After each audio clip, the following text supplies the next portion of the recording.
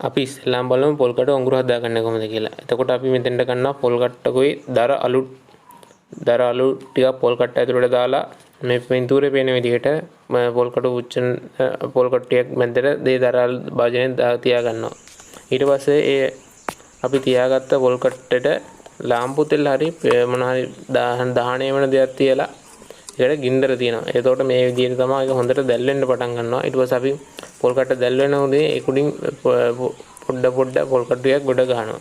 දැන් මේ වීඩියෝ කියන්නේ මේ විදිහට තමයි අපි පොල් කට්ටු අඟුරු හදාගන්නේ. ඔය දින අපි හදාගන්න පොල් කට්ටු අඟුරු කොහොමද අපි පාවිච්චි ගන්න හදාගන්න විදිය.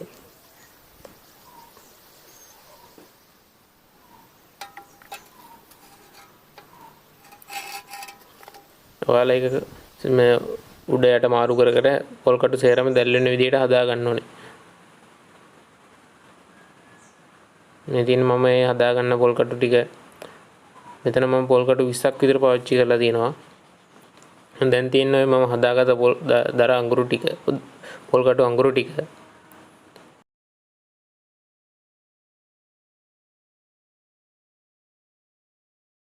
හරි ඔයාලත් බලන්න ඔයාලගෙත් මේ වැරද්ද තියනවද කියලා. මම මෙතන පොඩි මාක් එකක් දාලා තියෙනවා ඇතිලිය ගලවලා අයින් කරන්න පුළුවන් වෙන්න. ඒහෙන් තමයි මේ මාක් එක පෙන්වන්නේ. එතකොට මේ වටේ ධාරේ සේරම සීල් වෙන්න ඕනේ. එතකොට තමයි අපේ ෆෑන් එකකින් එන එයා එක හොඳට ඇතිලිය උඩින් ඉන්නේ. එතකොට මේ ෆෑන් එක වටේට තියෙන අපි ෆෑන් එක ඇතුළට දාන්න හදාගත්ත එකත් පොඩ්ඩක් සීල් වෙන තරමට තමයි අපිට හොඳ. ඒක හොඳටම සීල් වුණා නම් ඇතුළෙන් එන එයා ප්‍රෙෂර් එක වැඩි වෙනවා. බලන්න ඒක ඔයාලත් කරලා තියෙනවද කියලා. දැන් අපි බලමු පොල් කටු අඟුරු දාන්න අපිට ගන්න හොඳ ඇලුමිනියම් ඇතිලියද නැත්නම් ගෑස් වලම් මැටි ඇතිලියද කියලා. ඔයාලා මෙතෙන්ට මැටි ගෑස් වලම් ගන්න එක තමයි ගොඩක් හොඳ. මොකද පොල් කටු අඟුරු වල රස්නේ වැඩි හන්දා ඇලුමිනියම් එක උණු වෙලා වැක්කෙන්න තියෙන ඉඩකඩ වැඩි. මේ මං ගත්ත ඇලුමිනියම් භාජනය උණු වෙලා වැක්කරනවා. මේ ඒකේ ෆොටෝ එකක් තමයි දැන් යන්නේ මේ තියෙන්නේ. ඒකේ උණු වෙච්ච ඇලුමිනියම් ටික. දැන් අපි බලමු ෆෑන් කන්ට්‍රෝල් එක හදාගන්න කොහොමද කියලා. මොකද දැන් මාකට් එකේ මේ බඩු නැහැනේ ගන්න.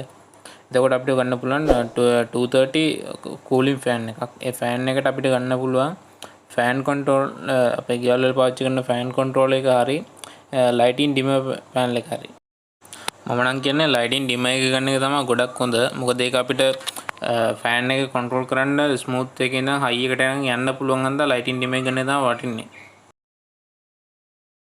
හරි අපි දැන් බලමු ඔයාලා හැමෝටම ප්‍රශ්නයක් කළා තියෙන පොල් කටු අඟුරු ලිප කොහොමද පත්තු කරගන්නේ කියලා. මේ ගොඩක් අයට පත්තු කරගන්න ගොඩක් වෙලා යනවනේ. එතකොට අපි දැන් මේකේ උඩ මේ පොල් කටු අඟුරු ටිකක් දාගෙන ඒකේ පහන් තිරේකුයි පොල් තෙල් වල පොඟව ගන්න පහන් තිරේ. එතකොට පහන් තිරේ පොල් තෙල් වල පොඟව ගත්තාම පොල් කටු අඟුරු ටික දැල්ව ගන්න ටිකක් ලේසි. දැන් අපි පහන් තිරේ පත්තු කරලා ඔය වීඩියෝ එකේ පේන විදිහට පහන් තිරේ පත්තු කරලා පොල් කටු අඟුරු වල දා ගන්නවා.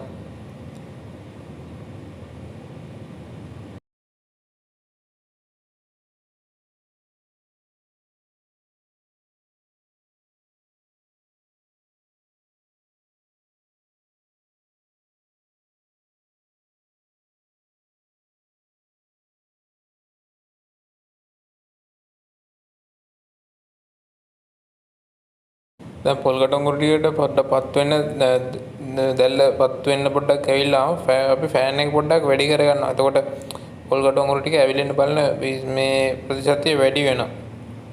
දැන් අපි ෆෑන් එක වැඩි කරගත්තා. දැන් හොඳට පොල් කටු අඟුරු ටික වටේට ලං කරනවා පහන් තැටි වටේට.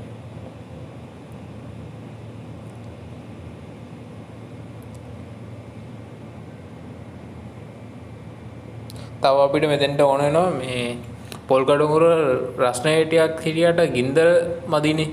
ඒ හන්ද අපි පොඩි දර කෑලි වගේක් ගන්නවා. දර කෑලි දෙකක් විතර මම මෙතන වීඩියෝ එකේ අරන් තියෙනවා. මොකද පොල් කටු අඟුරු වල රස්නේ හිටියට අපිට ගින්දර තමයි ගොඩක් ඕන වෙන්නේ. අපිට උයන්න පියන්නේම ගින්දර තමයි ගොඩක් ඕන වෙන්නේ. දැන් මම පොල් කටු අඟුරු ලිපේ ගින්දරන අඟුරු ටික පත්තු වෙලා තියෙනවා. දැන් ගින්දර එන්න ඕනේ. සාමාන්‍ය ෆෑන් එක වැඩි කරලා තින්නේ. හොඳටම වගේ දැන් ඔය ගින්දරේ මීටර් පැවිලිගෙන එනවා දැන්.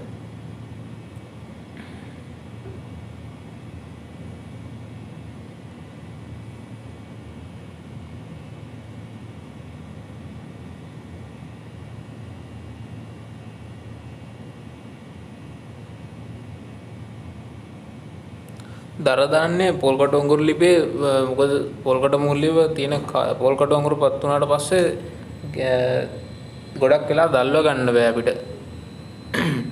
දර ටිකක් කෑල්ලක් දැම්මම ඒක ගින්දරත් එක්ක පොල්කටු අඟුරු මේ තියෙන කාලය වැඩි වෙනවා. එතකොට අපිට උයා ගන්න පොඩක් ඉක්මනට සැරයි ගින්දරයි දෙකම එතකොට තියෙනවා.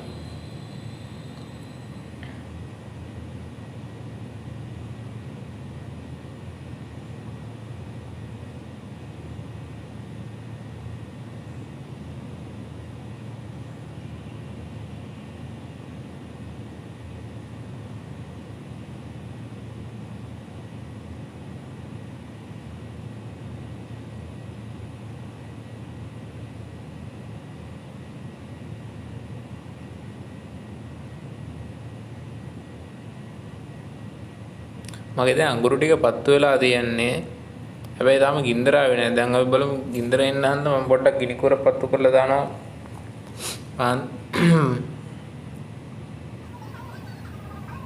පාන්තරියත් එක්ක ගිනි කුරක් දැන් එකපාරට අපේ ගින්දර ආවා. දැන් අපි කේතලයක් තියලා පොඩ්ඩක් රත් කරලා බලනවා මොකද වෙන්නේ කියලා බලන්න. සාමාන්‍යයෙන් කේතලයක් තිබ්බාම විනාඩි 5ක් වගේ යද්දී මගේ කේතලේ නම් රත් වුණා. මේ මන් තියෙන තාපු දර කැලි දෙක. දර කැලි දෙක දැම්මහම තමයි පොඩ්ඩක් ගින්දර තියෙන්නේ. නැත්තම් අපි පොල්කටු අඟුරු දැම්මම සාමාන්‍යයෙන් විනාඩි 15ක් විතරයි අඟුරු ටික දැල්ලලා රස්නේ විතරයි දැනෙන්නේ. දර කැල්ල දැම්මම ගින්දරත් එක්ක රස්නේ දෙකම තියෙනවා. ඒ හන්ද ඔයාලත් බලන්න දර කැල්ල දාලා. සාමාන්‍යයෙන් ඔය ඇතිලියයි ගෑස් කුර ඇතිලි තියෙන පොඩි ගෑස් කුරේ තියෙන කෑල්ලයි ඒ දෙක මැද්දට දාන්න පුළුවන් වෙන්න පොඩි දර කවුරු ටිකක් ඔයාලා හොයාගත්තා නම් ඔයාලට වැඩේ ගොඩක් ලේසි වෙනවා. ඒක ඝනකම තියෙන දර කෑල්ලක් වගේ නම් සාමාන්‍ය රීප් කෑල්ලක් වගේ පොඩි ටික තියෙන අන්න ඒ වෙනම් පොඩ්ඩක් මොකද ගොඩක් වෙලා පාවිච්චිට ගන්න පුළුවන්. ඝනකම තියෙන හන්දා මේ ඒක පත්තු වෙන ප්‍රමාණය පොඩ්ඩක් අඩුයි.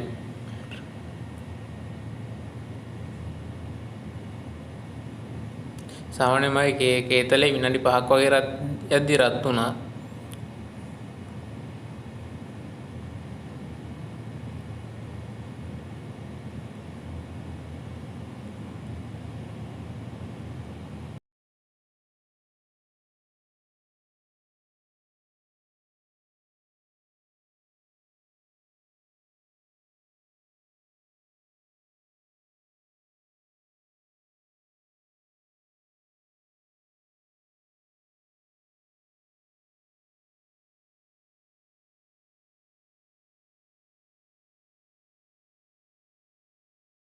අපි අලුත් වීඩියෝ එකකින් හම්බ වෙනකන් ඔයාලට සුබ දවසක්.